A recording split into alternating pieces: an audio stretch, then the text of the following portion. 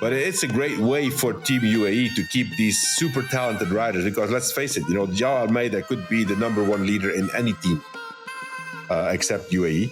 And that's a really good way to keep them happy, to keep them motivated, give them their own chances. And, Almeida, we have to say, he took his chances anytime they were presented to him.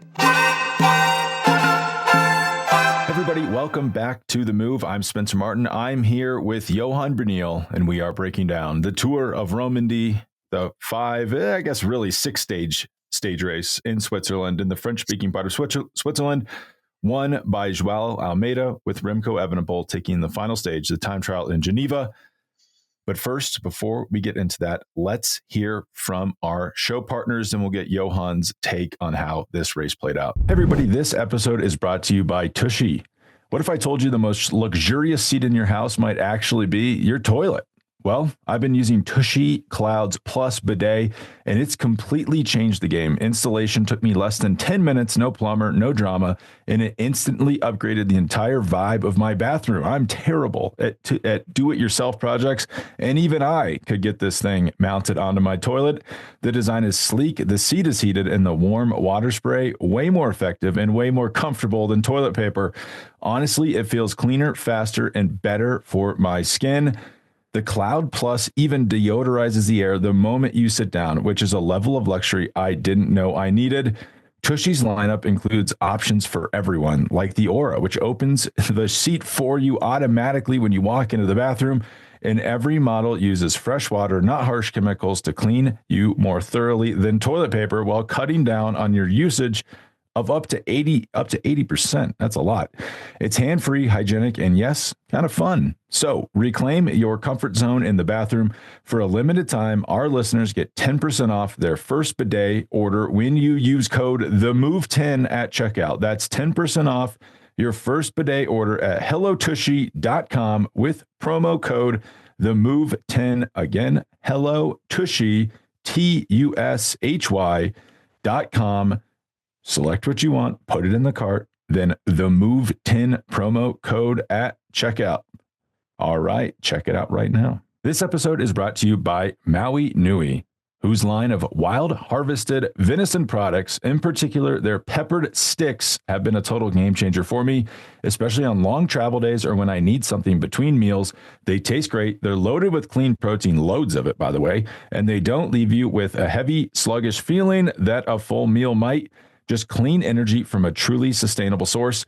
And here's the wild part. Literally, Maui Nui is helping solve a major environmental crisis going on in Hawaii. The axis deer population, especially in Maui, is exploding, threatening the native ecosystems, and Maui Nui is working with local communities to manage the population responsibly and turn that responsible management of the population into some of the cleanest red meat on the planet. As a former resident of the islands, this means a lot to me. I was just giving someone recommendations to do on Maui, but I said make sure to watch out for the axis deer if you're driving at night or even in the day. There's so many of them, it can be a danger to you and anyone in your car. So help Maui Nui be responsible and buy their products so they can continue to cull this population. They're also solving another acute issue of living in Hawaii. It's really expensive to get food there, and it's not good because the trip is so long. So Maui Nui is helping provide a locally sourced, healthy food for residents of the island. Maui Nui Venison is offering the Move listeners a limited collection of their favorite cuts and products, but supply is limited by the nature of their work, so don't wait. Head to MauiNuiVenison.com/TheMove to secure your access now. Again, that's MauiNuiVenison.com/TheMove. That's spelled MauiNuiVenison.com/TheMove. Maui, just like the island, MAUI, Nui, NUI, Venison.com/TheMove. All right, let's get into the episode. All right, Johan, João Almeida wins the overall, but let me go back through. I'll just catch everybody up in case they didn't watch this line to line, like myself. I'll go through each stage winner, give a little brief shout out when needed, and then we're going to get your thoughts on the big picture here. It started with the prologue. Short, I think it was like 2 or 3 minutes, maybe 4 minutes. It's like one of the oddest, most exciting stages of the year. Sam Watson, British rider on Ineos, wins. was called into the race the day before, was on a training ride. They said, hey, you got to get to fly into Geneva ASAP so you can race this race. Wins the prologue. Not a bad way to show up. Stage one, won by another British rider, Matthew Brennan, on Visma Lisa bike. Only 19 years old, gets his third World Tour win of the year. Super impressive. He's also at the front of Paris-Roubaix for a good chunk of the race. Not bad for a teenager. Things get weird on stage two. We'll break it down in a little bit more in depth later in the episode, but Lorenzo Fortunato on Astana wins that stage. Jay Vine from like a breakaway, a late forming breakaway. Jay Vine wins stage 3 uphill finish, exploded away, held his gap. One kind of surprised the group, I thought. Stage 4, big summit finish. Lenny Martinez on Bahrain-Victorious wins it right ahead of João Almeida, who pretty much seals the overall right here because he gets a gap on his own teammate, Jay Vine, his biggest threat for the overall. Then stage 5, today's time trial in Geneva, won by Remco Evenepoel. Not a big surprise, even though he got dropped on stage 4. He just looked so smooth and arrow out there. João Almeida does what he needs to do, seals up the overall win with Lenny Martinez in second overall, 26 seconds back. Pretty interesting. Jay Vine, third, 41 seconds back. Lorenzo Fortunato, 122 back. Remco Evenepoel, 126 back in fifth. But Johan, what's your big picture thought on this? We should say João Almeida, I think I was giving him crap a mere month ago for never winning stage races. This is his second World Tour stage race win in the last month, I believe. So not too bad for our guy João. Yeah, I think the main takeaway is that Almeida is doing a great season, Spencer. He started the season, he was very strong in Vuelta Valenciana. Didn't win it finally, finished second in that race. Was he beaten by what's the Colombian guy from Bahrain? Butrago was very strong there. But anyways, he was there. Then he finished second in Algarve, Tour of Algarve, his home race, when he gave away the stage to Jan Christen. Then after that, he had a stage win, impressive stage win by beating Jonas Vingegaard in Paris-Nice and finished sixth overall. Was a bit sick in the last few days. Then he has 2 stage wins. In the Tour of the Basque Country, Itzulia, and wins the overall. And now he wins the overall of Tour of Romandie. I think it's hard to say it's not a good season. It's a great season for the moment. And one of the riders in UAE, who whenever he has the opportunity, takes his own chance. Whenever he races and Pogacar is not there, he takes his chance. And I think this is probably also part of a whole plan. A rider like João Almeida, let's not forget he was 4th in the Tour de France last year. Super strong. And, he got his own chances the whole spring. And now he's going to prepare for the Tour. I'm going to guess he's doing Dauphiné and Tour de France. That will be all in function of Pogacar, of course. But it's a great way for Team UAE to keep these super talented riders, because let's face it, João Almeida could be the number 1 leader in any team except UAE. And that's a really good way to keep them happy, to keep them motivated, give them their own chances. And, Almeida, we have to say he took his chances anytime they were presented to him. Yeah, we should say his next race, because if you're thinking, wow, this guy could win the Giro d'Italia, he's not racing it. His next race is the Tour. You're right. He could be a leader on another team. I think everyone is a rule of thumb. It's probably going to be Tour de Suisse his next race. Oh, you're right. Sorry, I meant like next Grand Tour. But yeah, if I'm UAE,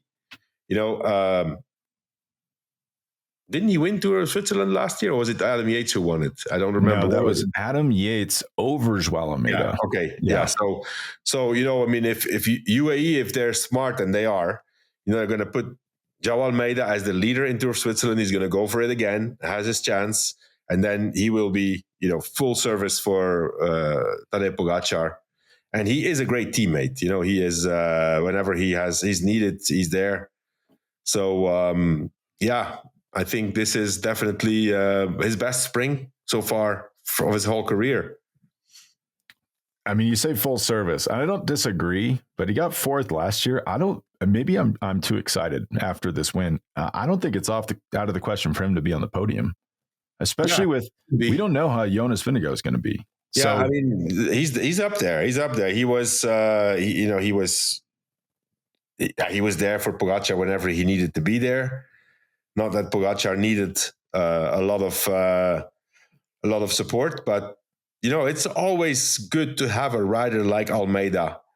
If he gets back to really good form for the Tour de France, let's look at, for example, their big competition is Jonas on Visma and Tadej on UAE. Then you have the next two guys. The next really strong guy for GC of Visma is Matteo Jorgensen. UAE has Almeida and Adam Yates. We don't know what Adam Yates will be like after the Giro, but still, if you put Almeida and Jorgensen together, that's a trade-off. I would say maybe even a little bit advantage to Almeida compared to Jorgensen for the moment. Not that it's going to stay like that, but it's a great guy to have on your team if you're Tadej Pogacar. And he's, I think they get along really well. He's worked for Pogacar whenever he needed to. So, I'm impressed with him. And, two of the big World Tour, how do I call it? Like you have the 3 Grand Tours and then you have the next 7 big races, right? So there's been 3 of them. There's been Tirreno, Paris-Nice, Catalonia, and Romandie. I mean, he won 2 of the 4. He has a shot at Tour of Switzerland also. So, yeah, not bad. Not bad at all. I apologize, Mr. Almeida. I think I was too harsh on you this spring. You were, especially you were. I've heard you say a few times, Almeida just always managed to not win the race. Best GC rider in the world who can't win a race is, I think, what I said. He's very good. I actually had I was making a list of the best GC riders in the sport. My wife walked by my computer and was like, why do you have João Almeida up there? I'm like, he's actually really good. If you look at it, like the guy is, you forget about him, but he could podium. He finished 4th at the Tour last year behind the 3 best stage racers in the world. We'll get to Remco in a minute, but he's impressive. Actually, what impressed me most about this race is how, I guess, unnoteworthy the win was. He didn't win a stage. Mm-hmm. He looked calm. You told me that he'd said he didn't feel good, that he was that's what kind of riding conservatively, and kind of thought it helped him to an extent because he just took care of, he didn't panic on stage 2. Stage 2 things went a little sideways when that group went up the road. His teammate went stage 3, looks like he might win the overall. And then stage 4, it's a little awkward because him and Vine were attacking in that group. Mm-hmm. Does he really want to drop Jay Vine? He does, but can he make it look obvious like he's trying to drop Jay Vine? I thought they handled it pretty well. I also am constantly surprised. I don't know if this is a new thing, a kids these days thing, but Almeida goes, Martinez is on his wheel.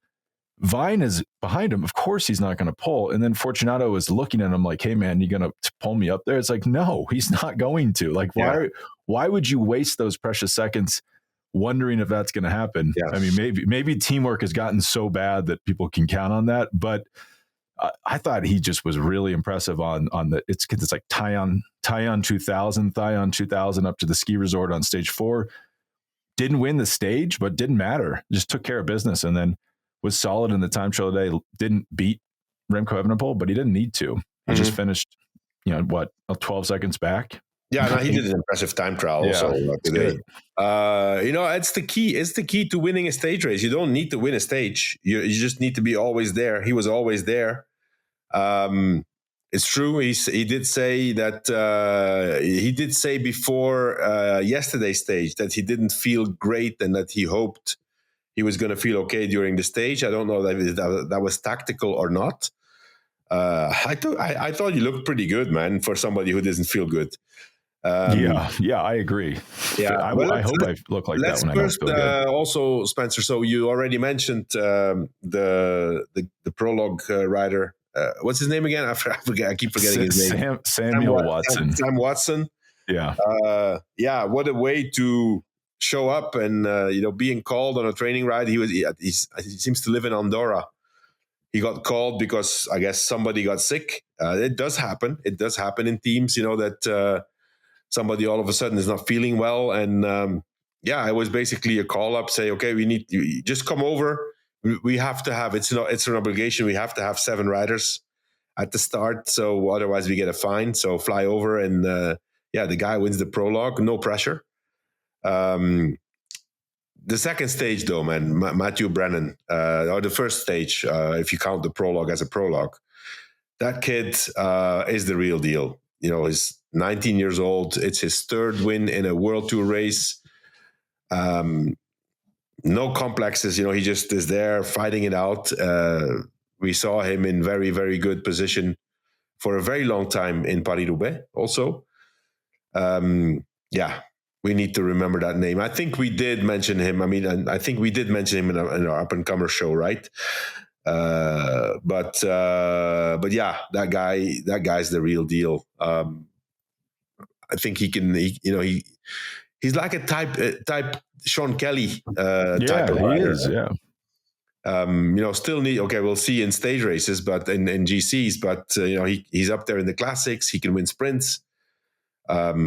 I still can't get over the way how he won that sprint, the first stage in Tour of Catalonia. That was unbelievable. I've never seen something like that.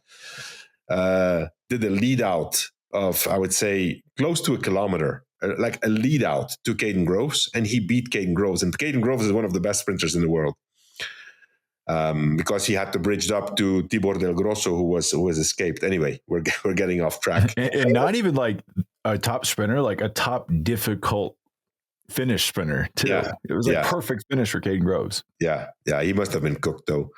But another he's really young guy who's up there straight away with the best in the world. So yeah. This is crazy. Visma Leasebike this is the number 1 team in the world 3 years ago. They have 6 World Tour wins. Half of them have come from Matthew Brennan, teenager. Yeah. So good thing they signed him. Good pickup for the year. Yeah, for sure. What do you think about Lenny Martinez, second at this race? I thought better performance than I would have expected from him to finish within half a minute of the win. Well, I'm not really surprised. Lenny Martinez is a pure climber. He's tiny. He is. He has numbers, watts per kilo, really mind blowing. He's a super talent. Only 21 years old. Also a guy who passed professional. I would say he was under 19 still, I think, when he went to Groupama. Don't know if he was 2 years there or 3 years there, but I have the impression he spent like 3 years at Groupama, and then went for a huge contract to Bahrain-Victorious. But that team obviously believes in him a big time. And for 1 week stage races, for the moment, if it's one big mountain stage and a shorter time trial, he'll be up there. And he did an amazing ride yesterday on Tion 2000, really riding smart, very tactically. You could see that UAE was driving it at the end, and he was following the guy he had to follow. And then when he saw that Jay Vine was dropped, he didn't shy away from working with João Almeida. A few times he was on the limit, but he kept the wheel, and finally was able to. He already won. He won a stage in Paris-Nice, also the same way, also an uphill finish. And he's been up there for quite a bit, this season. And finishing second in Tour of Romandie, I think in his interview he said he was happy with the result. Did a pretty good time trial also, finished 13th for a non-time trialist, for a little guy like that. And it was not specifically a time trial for climbers. There was a little climb in it, but he's in time trials below 20K, he's not bad. He's small. Obviously, there's not a lot of drag. But he does pretty good time trials sometimes. Yes, that was my big, because for GC riders, like GC prodigies, I want to see big numbers, time trialist. I want you to be a time trialist, then we'll deal with the climbing, because climbing is just time trialing, especially at the Tour de France. It's just like Matteo Jorgensen, perfect. That's my ideal. Let's turn this guy into a GC contender.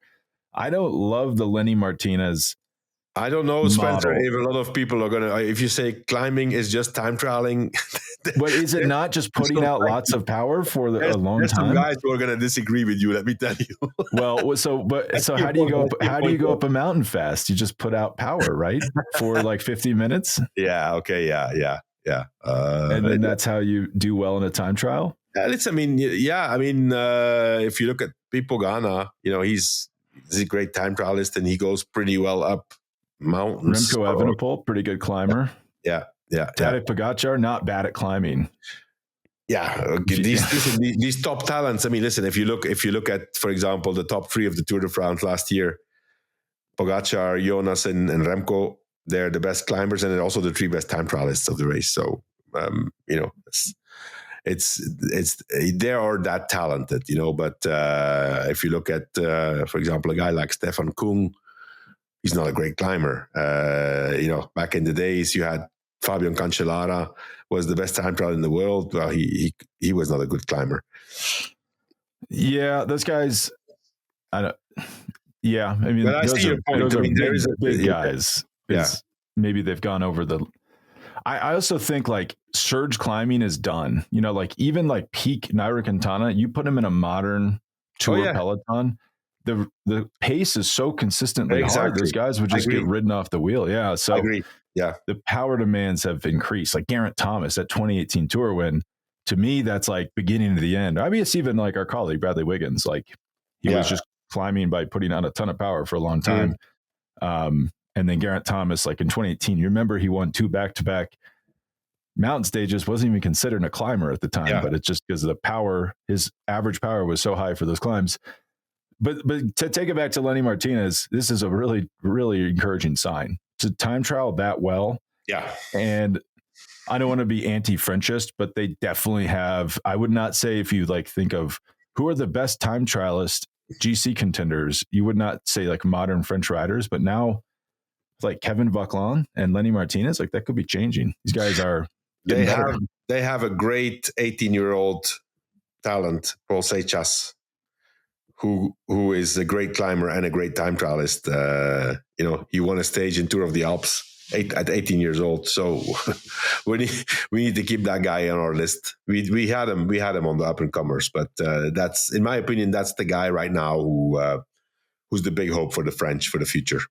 Isn't that crazy that I agree, by the way, but it's crazy that Lenny Martinez, 21 years old, been pro multiple years, second at Romandie, and he's like not even the most hyped young French talent. Yeah. And in some ways, like, he's kind of old. He's 21 years old. I don't know about this guy.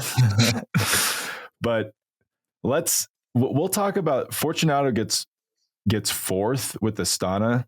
I guess we should talk about Jay Vine for a second. So Jay Vine's third. Any thoughts? This is actually Jay Vine. I would looked it up. I was like, man, that's a pretty good result. This is like by far his best European World Tour GC result. He has won Tour Down Under before. Mm-hmm. He's never finished in the top 10 of a European stage race. He's crashed a lot. He's crashed a lot. And I don't have the details now, but something tells me that he has been out again at the beginning of this season, maybe after Down Under or something, or I don't remember now.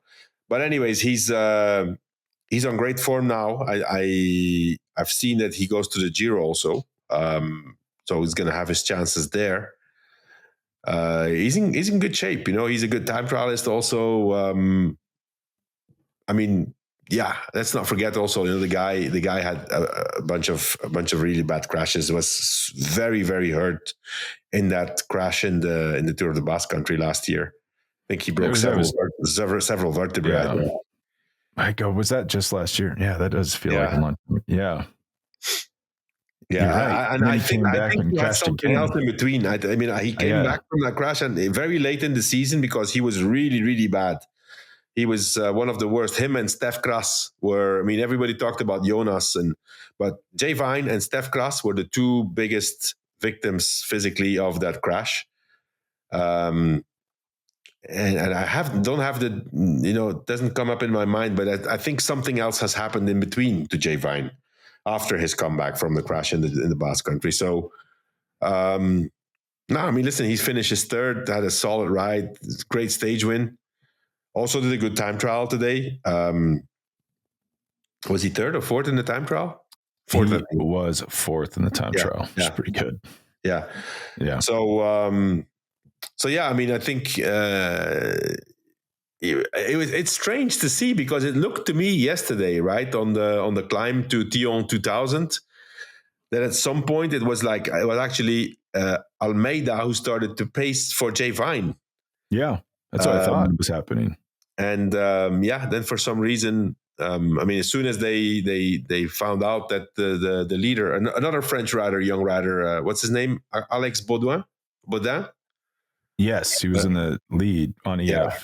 Also young rider, for French rider. So because he was part of that breakaway when Lorenzo Fortunato won the stage. So as soon as they start, that's a little bit what I found strange of certain teams.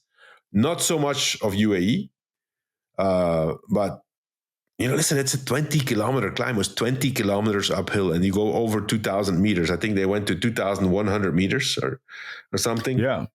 I guess the 2,000 would designate the elevation. Yeah. So I found it really strange to see, for example, a team like Lotto. They heard that the leader was dropped, and then they started making crazy tempo with this rider, this Argentinian rider, Sepulveda, who did a great job. But I was thinking by myself, what are they doing? Who is in the car making those decisions? Because it's not like Van Eetveld was going to drop everybody on that climb. It was not just a Baudouin. There was Fortunato. There was Jay Vine had an advantage. He was not in the break with Van Eetveld, but I don't know if it's the rider Van Eetveld who said, okay, I have 30 seconds on all the favorites. I'm going to win this. I mean, it's a 20-kilometer climb. It's a really, really hard climb. You can compare this climb. You can compare this with a big alpine climb. Like Alpe d'Huez, or even similar to Mont Ventoux, I would say. It's a big climb. It's almost 8% average for the 20K. That's hard. So I was saying, what is Lotto doing? Sepulveda went crazy. He did a great tempo. He actually put Vlasov in trouble. He put the hurt on Remco Evenepoel. He dropped a bunch of really big riders. And then I see finally Van Eetveld finishes 3 minutes behind. Then I think, okay, why would Sepulveda, especially if there's riders like Lenny Martinez, like Almeida and Jay Vine, they have strong teams. Let them do the work. Save your guy, this Sepulveda.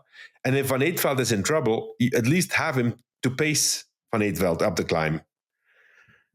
Okay, if you lose 3 minutes, it doesn't really matter if you have a guy who paces or not, it's just because you don't have the legs, right? But I found it really strange to see a team like Lotto take the responsibility as if they were going to win the Tour of Romandie, because there's still a time trial to come also. and Van Eetveld, I mean, he's a great rider, but he's not the top 5 time trials of this field. And he's not in the top 5 climbers of this field. So I don't know if it's the rider himself who decides, okay, I'm feeling great, I want to win this, pace me up here. Or if it comes from the car. My mind is blown by when I see stuff like that. Well, when they do that, it almost makes it seem like they watched Liège and like, whoa, look at that tactic. Let's try that. But isn't it in their advantage for it to be as easy as possible because Lennart Van Eetveld already had the advantage? Like, who were they trying to hurt there? I didn't understand that. I think they got overexcited when Baudin was dropped. But they still had, there was 4 other guys in the break. So, Fortunato's a good climber. Yeah. Juan P. Lopez is not a bad climber. You could argue they're all better climbers than Lennart Van Eetveld. And they all finished ahead of him by minutes. So, I don't know. I was equally confused. I just fully didn't understand it. To the point where I was wondering if they were getting bad information about the race situation. No. I was flummoxed. Before we go, we're going to go to break and then we're going to dig into Remco's performance here. But what did you think about the UAE, I guess, duel? Because is there not an alternate reality where Almeida just rides a steady tempo, Vine goes to the line, gets second behind Martinez, and then wins the overall? Like, was it even necessary to do what they did? Well, I mean, they tried to get rid of Martinez each on their time. Yeah, Vine I guess, and Fortunato as well. And I mean, they kind of had to get a little bit of time on Fortunato to be safe. Martinez was not far ahead of them, so but they still wanted to have some time. So there were two guys. And I guess Vine tried a few times and then just paid for it. Didn't lose a lot of time, but it was a matter of which UAE guy wins this race. And there, I think that Almeida was the smartest guy. Although I do have my doubts that initially he was trying to pace Jay Vine. I guess as soon as they saw that Remco was dropped, because I think they were worried about Remco, with the time trial. If Remco would be able to stay within the time of Almeida and Jay Vine, then of course they had a problem with the time trial. So as soon as Remco got in trouble, they started to up the pace, and it was Almeida first. So I was thinking, okay, Jay Vine is the guy, but still, it was still 10K to go or something, or 8K to go to the top, and the hardest 8K at the end, and especially getting higher and higher. Once you get to 1,800 meters, it becomes more difficult because of less oxygen. So, I think they rode the perfect race, and if Jay Vine just didn't have the legs anymore to follow, so Almeida tried, and he also tried to get rid of Martinez a few times, almost managed to get rid of him. But yeah, I mean, I don't have anything to say about the tactics of UAE. I think they were as good as they can get. Well, the flip side of this is they ride conservatively. Lenny Martinez wins the stage.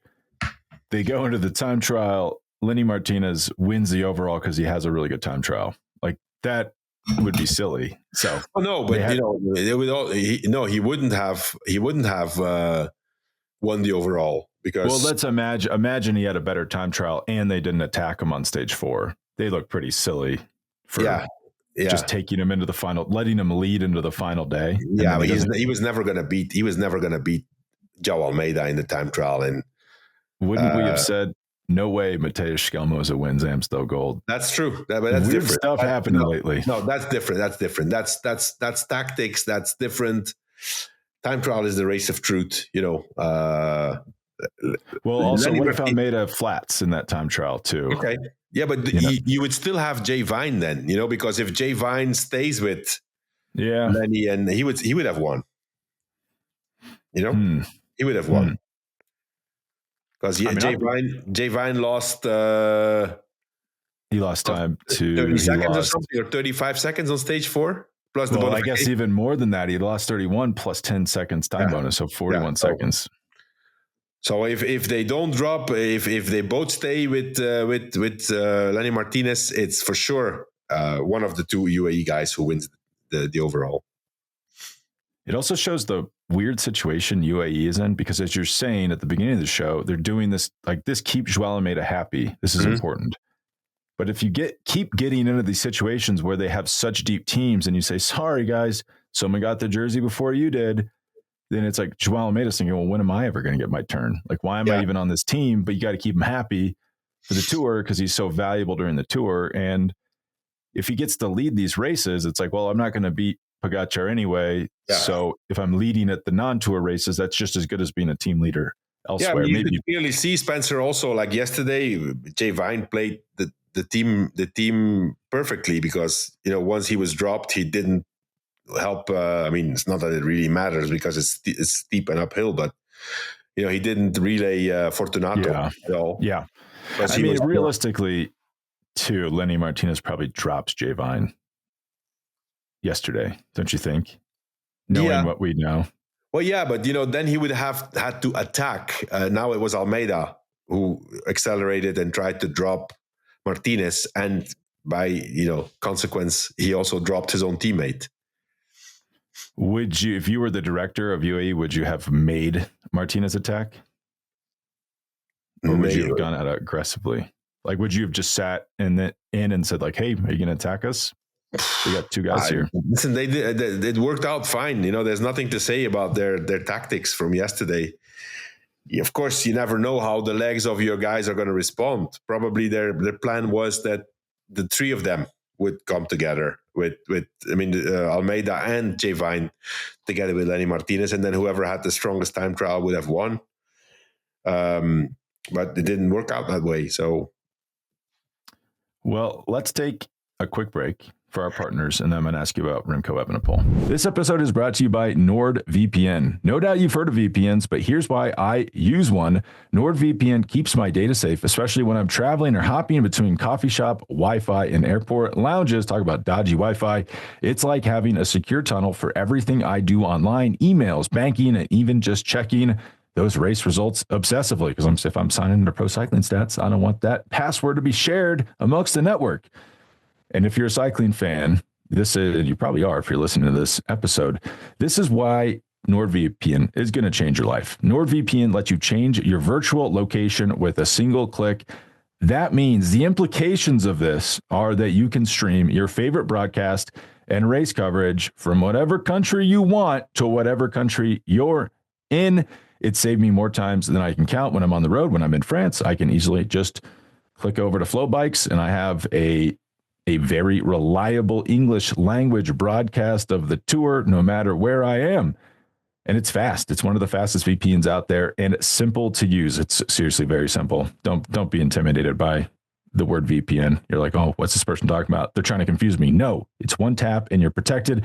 You can even set it to auto connect. So it's literally 0-click security. And with over 7,500 plus servers in 118 countries, and they support up to 10 devices on a single account. That's also big, because if you have multiple computers, multiple phones, and you want to use NordVPN with all of them, you can, just with their basic account. So get your exclusive NordVPN deal now at nordvpn.com/themove. It's risk-free with Nord's 30-day money-back guarantee. Check it out, nordvpn.com/themove, or just check the link in the show notes. If you've been considering a VPN, now is the time to do it. nordvpn.com/themove. Hey everybody, this episode is brought to you by Pique Tees. As a cyclist, if you're a cyclist, you know this. You can learn the hard way. You can feel like your energy and endurance and digestion could be better after a hard performance, and that's what Pique Pour Tees can really help you with. Every time I start a big ride now, I use the Pique Green Pour Tea. It gives me calm, focused energy without the jitters or crash I used to get from too much coffee. And after a ride, Black Pour is my recovery secret. It helps reduce bloating, supports digestion, and just leaves me feeling light and ready to go again on my next session the next day. And their Pique Pour Tea bundle is a performance duo fermented green and black teas designed to reset your gut, boost your metabolism, and deliver long-lasting clean energy. What sets this apart from other teas? Well, it's wild harvested from 250-year-old trees, toxin-screened, and made with cold extraction technology for maximum absorption, and it dissolves instantly in hot or cold water, so it's perfect for cyclists on the go. Trust me, I never roll without it. And frankly, I just do it first thing in the morning and I feel a lot better. So for a limited time, get 20% off for your entire lifetime of using this product, plus a free starter kit, which includes a rechargeable frother and a glass beaker, when you grab the Pour bundle with the link peaklife.com/themove. And with Peak's 90-day money-back guarantee, you've got nothing to lose. Try it now at peaklife.com/themove and feel the difference on your next ride. Again, that's Peak, PIQUELIFE.peaklife.com/themove. Check it out now. All right, back to the episode. All right, we are back. Remco Evenepoel, big talent, big star, finished 5th overall at this race. Kind of a weird, just to take people back, kind of a weird turn of events. So on stage 2, with about 50K to go, they're going over a climb, but it's flat for like the last 40K basically of this race, are rolling to flat. Evenepoel attacks through the time bonus at the top top of the climb, I think, well, okay, he's going for the time bonus. But then, wait, no, maybe he doesn't even get a time bonus. He just like attacked over the top of the climb. I thought, all right, well, that's kind of weird. Keeps going like it's a one-day race, but then it's like, well, realistically, I don't think you're going to ride away from these people with 40K a flat left. What are you doing? Mm-hmm. But he stirs to this pot to the point where it launches a group off the front. Originally, UAE was in there with Jay Vine, which is like not good. It's a bad situation. I think it was Jay Vine. I hope it was Jay Vine. It was Jay Vine. It reshuffles. It's Fortunato, Alex Bodon, who we talked about, Van Etfeldt, Juan P. Lopez, and his teammate, Junior Lecerf, which is, I guess, an okay situation. But then whenever you're in a situation like that, you're asking yourself, was Junior Lecerf going to outclimb all of these guys and out time trial them? Mm-hmm. Probably not. So this is a bad situation for us. It ended up not mattering. I was thinking, wow, he's really put himself in a tough position. Ended up not mattering because he gets dropped on stage 4, rides in with Lecerf. Nice thing to do, I guess, and then wins the time trial on stage 5. But what did you take away from this? I found myself just confused about the whole thing. Like, why was he attacking back on stage 2? Was it always the plan to sit up on stage 4, or did he just not feel well? And then, no, it was not the plan at all. But I think Remco is discovering his level of fitness still. It's gone up and down a bit. He came in very strong, won Flèche Brabançon.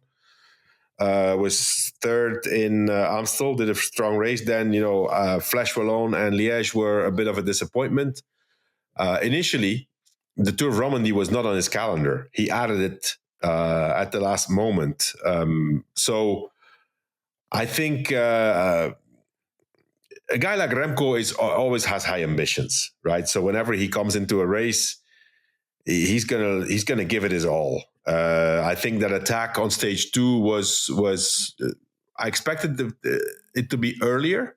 He attacked very late on that climb, and to my surprise, there were, what was it, between 15 and 20 riders, and nobody else came back. So that was a selection there, and they got caught out. I mean, he got caught out tactically a bit, but you could see in stage 2 that Remco was the one of the favorites, and that actually nobody wanted to ride with him, or not a lot of people wanted to ride with him. Not even the 2 UAE guys, who were also caught out. So at the start of Romandie, nobody was really trusting the fact that if Remco would say, "Well, I'm just coming here to see how it goes." They didn't know how he was going to respond on the 20-kilometer climb in stage 4. So, and I think Remco himself was also, I mean, he didn't really know how he was going to be. I saw an interview after stage 3 when Jay Vine won, and he said, okay, well, tomorrow it's an hour-long climb. It's an hour-long effort. I'm going to go as fast as I can and see where I am. Turned out that he was not up there with the first guys, and then nice gesture of him to pace up his teammate, Junior Lecerf. But if Remco would have had the legs, he would not have been there. He would have been up front, and he would never have waited for Lecerf, who was in that 5-man breakaway, right? That was, at that point, I think he was second in GC or third in GC. But still, I think, he did a pretty good climb, didn't lose, it's not like he lost 4 or 5 minutes, right? What did he lose, like a minute and a half or something? Minute and a half, almost exactly. 1:29. Yeah. So not that much. Not bad. Let's not forget he comes back from far, and then today wins the time trial, being the world champion and Olympic champion. I think it's pretty good. He's not where he wants to be, but I think it's also kind of logical. I think the expectations that Remco puts himself on him, and then also, of course, the public by seeing him showing up his first race, winning straight away, beating Wout van Aert, second race, catching up to Tadej Pogačar, something that almost nobody has done in the last 2 or 3 years. In like a 250-kilometer race, too. Of course, the expectations are high, and he himself had these high expectations. I think he was a lot better than he expected to be in his first races, and we could see also in some of his interviews that he was his morale was super high. Let's not forget, he said after Amstel, if I wouldn't have been in the crash, I could have won this race and I would have been coming in by myself. That's probably not. You shouldn't say that. It's so probably not disrespectful the right thing to say. No. Yeah. But listen, the guy's a winner. He has the champion's mentality. He's always going to try. You can see he always gives it his all. And I think, listen, he wins the time trial, finishes 5th overall in the GC. You can't say it's bad. And I think it's the next step towards building his form up for the Tour de France. Okay, yes, all that's true. What is he? 26 years old, and he's the only place left for him to go is to be as good as Jonas Vingegaard and Tadej Pogačar. Like, he's accomplished everything else. I'm just going to read this. These are the 4 GC contenders, and these are their last 5 World Tour stage race results. And tell me which one is unlike the others. The first person, sample 1, first, second. Sample 2, first, first. I think that's 5. It's all 1 and 2s. Sample number 3, first, 10th, 3rd. Sample number 4, 5th, 3rd, 7th, 2nd, 12th. That's the Remco sample that immediately sticks out as just so much less consistent than the rest. It's like hard to imagine actually. Like you even think of Jonas Vingegaard, all these problems, all these injuries. He basically gets 1st or 2nd in every stage race he does. Same thing with Pogačar. Roglic's the same. He had that one blip, 10th at Paris-Nice last year. Other than that, he's almost always in the top 3, usually wins. And then it just makes me wonder, all of this, it makes me wonder about Evenepoel's long-term viability as like a true GC contender, because it's so up and down. Like that Amstel result, like that tells you the form is there. That you can't fake Amstel Gold, and you can't fake chasing down Pogačar. And my concern with him is when he's riding hard, he's always riding it's on his terms. Like, I'm chasing down so-and-so, I'm going off the front. But then when it's time to ride at someone else's pace, like think of Lombardia, where he doesn't even respond to Pogačar, versus like Matteo Jorgensen, who's always responding, and like he blows up, but it's like, is he learning? Like, is that good for you? Or like, I just wonder, can you always ride at your own pace and then eventually become the best stage racer in the world? That concerns me in terms of his development. The problem Remco has is that Pogačar and Vingegaard exist. It's as simple as that, But does Amstel not show us that he's as strong as Pogačar, or was that just a bad day from Pogačar? What's that? Like, would Amstel not support the theory that he's just as strong as Tadej Pogačar? Well, it's not the same race. It's a one-day race. We've said it in the move. Pogačar was carrying Paris-Roubaix fatigue. I think been borne out for sure. Yeah, that's just. That was. No, if Pogačar would have waited longer, he would have finished by himself in Amstel. But Pogačar was not 100% Pogačar in Amstel Gold Race. Plus, hey, everybody's entitled to have a less stronger day, right? No, I think Remco is Remco. I'm pretty sure he's going to be working towards great form for the Tour. If you look at Remco, have a look at pictures of Remco Evenepoel of the Tour de France last year and Remco Evenepoel now. You will see a different body. He is right now. It's Remco Evenepoel we all know, the guy who's in shape. He's skinny, but he's not ripped. In the Tour de France last year, Remco was ripped. He was lighter. He was, I think, 3 kilos lighter than he is now, for sure. I have no doubt that he can get there again. What you're describing makes complete sense.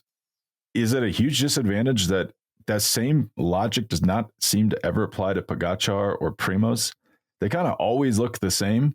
And I don't fully get it. Like, it's like, wait till I'm in shape. It's like, I don't know. You kind of look exactly the same. They're freakishly. Think of Pogačar, what you just said. Like, his bad day was second at Amstel Gold. It's like freakishly consistent.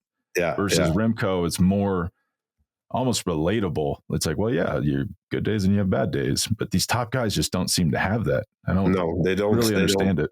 Yeah. I was just going to say one more.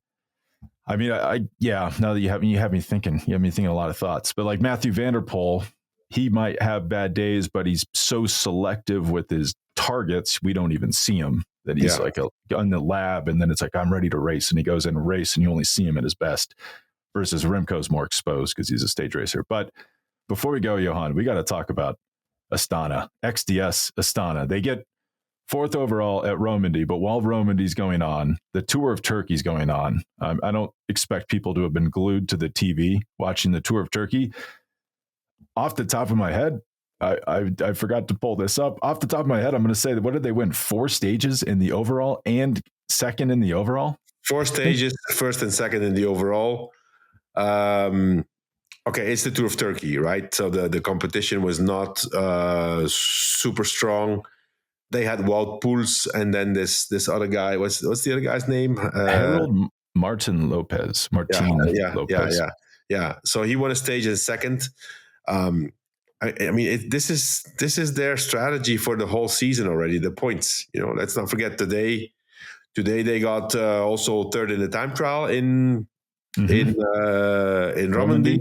They got 4th in GC, I guess, right? So also points. Plus, there was a race in Belgium, in the Ardennes, but it was a sprint of like 40, 50 guys. They are 1st and 2nd.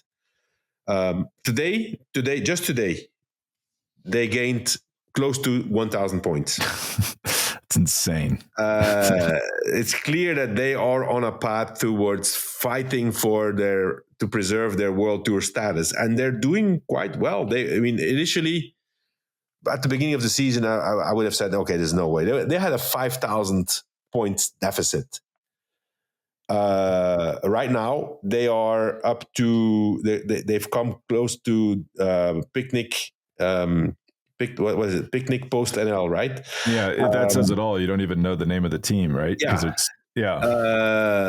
That's the team in danger now. They're only 160 points ahead anymore. So that's like a 4,700 or 4,800 point gain. And then they were also 5,000 points behind Cofidis, and they're up to 600 points now. And we were only 4 months into the season, so it's clear that first of all they have guys who are on form, and especially they are selecting the calendar to perfection to score the most points possible with the roster they have. I've been told that they have hired 1 or 2 specialists who have, based on statistics and AI, have designed a calendar to gain the most points. And it looks like they're on a good path to preserving their World Tour spot. And I think they need it, because I've been told, it's not confirmed, it's a rumor, more than a rumor, that actually the contract they have signed, that Vinokurov has signed with XDS, is actually dependent on keeping their World Tour place.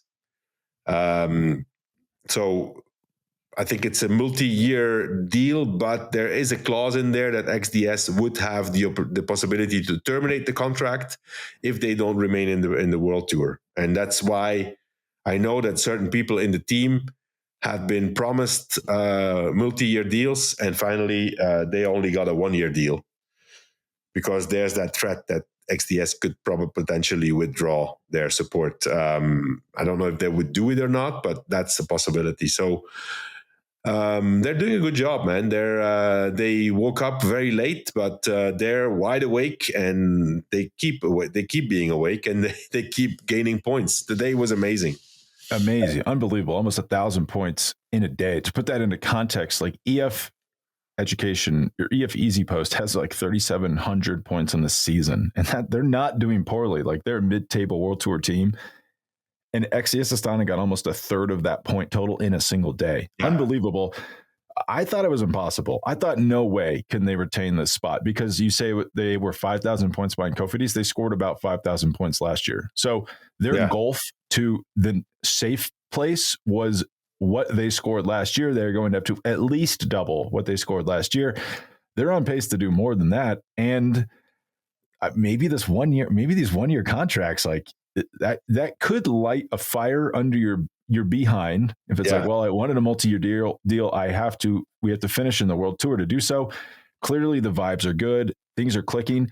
But what's really impressed me is like, they were gaming the system. They were like showing up to every race and they were getting like third, fourth, fifth, sixth, seventh. They weren't even racing for first. It's like, well, okay, is that sustainable?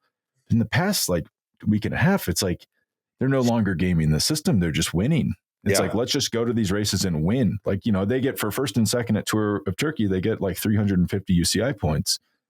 But here's the thing I'm just shocked by. Picnic Post-Anel doing terribly. Like Cofidis, they have a nice, French Cup schedule. They could score some points. I wouldn't be that confident. I saw an interview of Cedric Vasseur a while ago on French Eurosport, and they were questioning him. Yeah, are you not worried?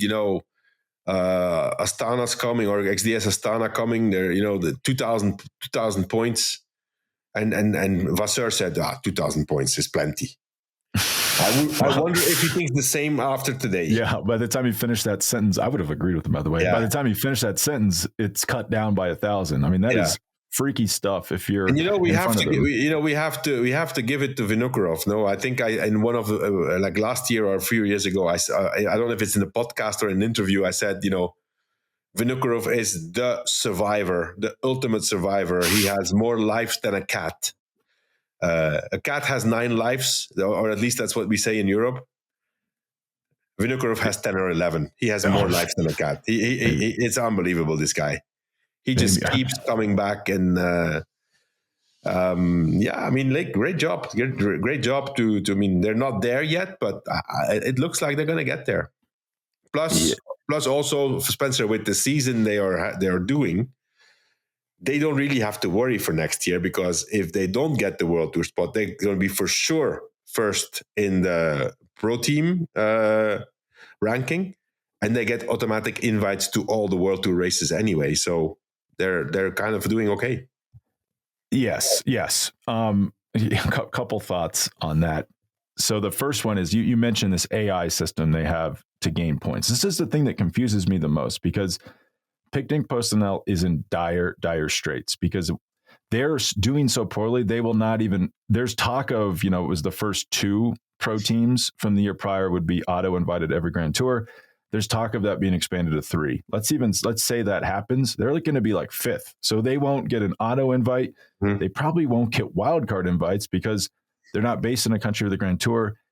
And I mean, am I on a line for saying they might not be busting out the expense accounts like they need to when they're not whining and dining the right people to get those, how does Tudor suddenly end up at the Giro d'Italia? I don't know. Who knows? It's the right people get some Tudor watches perhaps, but look who the sponsor of the official timekeeper is in a lot of races. It's Tudor all over.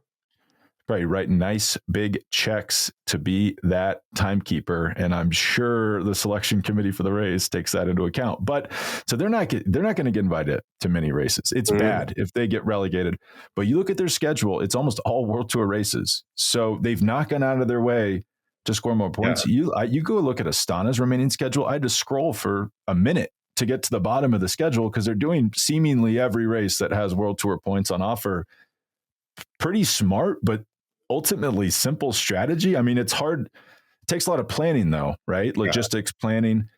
Maybe Picnic Post-Anel didn't anticipate being in this spot. And then now is it just too hard to change strategy halfway through the season? Yeah, you can still change your schedule. I mean, you can, obviously the World Tour races, you have to do them. But then there's other races. I mean, we've seen it in the past with, I guess it was Movistar at some point. They changed a bunch of things in the second part of the season because they were feeling the threat of losing their license. And then they went to China and to all these races in Asia. Finally, it turned out not to be necessary. But I think Picnic Post-Anel, they will do the same thing in the second part of the season. They'll change their schedule. Yeah. I guess the winning the races part is also that's half the battle. Yeah. Other than, it's like the performance has been, what do you attribute that to? What's that? Their performance. at the races that they're participating in. Yeah. Okay. Listen, I don't know. I mean, they may have had bad luck. They had a young guy there who broke his collarbone twice. I don't know if Max Poole or something. I think. Yeah, he had bad luck. Quite good. Oscar Only hasn't been performing Fabio to the level Jakobsen is out. Degenkolb is out also, I think. Anyway, not that he's going to score a lot of points at this point of his career, but so they may have had a lot of bad luck. But I just don't see they have the talent to correct the situation the way it's going right now. Do you know what their last win was? I don't know. It was no idea. Danilith Norki Corse. Nokere. Yeah. And then before that, it was the Surf Coast Classic back in January. Wow. Wow. I'm just almost speechless looking at their results. But yeah, it's dire. It's existential because I don't. Yeah. What happens? Everybody was talking about Cofidis being in problems. Now it's, I think it's Picnic PostNL and Arkea. Arkea is going to be out, right? But then we also have, let's not forget, there's also another team. I mean, listen, we're only 4 months into the season. We do have another team who may be a threat to Cofidis, and that's UNOX. UNOX is they're still 2,000 points behind Cofidis, but if I'm Cofidis, man, I would not be too relaxed about it because they have good riders, UNOX, and they can score a lot. That's a team that can score a lot of points in those secondary races. I mean, they are almost perfectly designed to score a lot of points. Imagine if that happens, if Cofidis and Arkea lose their license, then we're going to have another problem with the wild cards for the Tour. Well, Arkea might not be around. Arkea is going to disappear. But if Cofidis loses their license, then we're back to the same point, because they already added another wild card for next year. So what are they going to do? Change the rule again and get 4?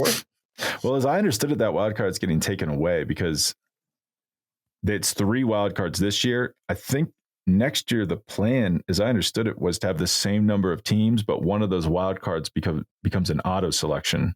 Oh, okay. So then it's back to 2 wild cards. Yeah. Of course, you could always try to finish in the top 3, and then it's not a problem. I mean, so Cofidis would they just be safe anyway, though, because they're French? Or who would? Oh, yeah, Cofidis. If Cofidis loses their license, the World Tour license, there is no way they're getting snubbed from the Tour. Cofidis is an institution in France. They've been, look how long they've been around, like 30 years, even more, 30, more than 30 years. Cofidis, if Cofidis loses their license, they're getting an invite for the Tour. Even if they don't classify in the first 2 or 3, they're getting they're getting an invite. No, there's no other way. What was their last Tour GC result? Like, what's their last Tour top 3? Is it Bobby Julich? Yeah, Bobby Julich probably. Yeah, 1998. Yeah. Wow. Yeah, I mean, did Guillaume Martin do like a top 10 at some point in I don't know, like 6-7 years ago or something? Yeah, 9th or 10th or something, I guess. That sounds about right. I mean, I don't want to sound overly negative about Cofidis, but when you compare them, I'm just looking at UNOX. I'm looking at their roster right now. It's got to be a little scary, actually. Like, these teams are this new breed of second division team is so professional and so good. Like, it is going to make life a lot more complicated for World Tour teams that don't have everything buttoned up. But do you have anything else to add, Johan, before we take off? That's about it. I think we covered a lot. We did. And then we were doing this today on Sunday, even though I had to rush back from a birthday party, because we got to start focusing on the Giro d'Italia next week. We're going to have a preview out on Wednesday, preview pod, and then it starts on Friday, which is a little disorienting, but we'll be shifting into Giro d'Italia mode full time. Yeah. Daily show. It's around the corner. Yeah, every day we'll be present. Looking forward to it. I am as well.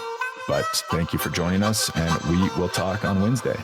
Okay, Spencer. Thanks. All right, bye.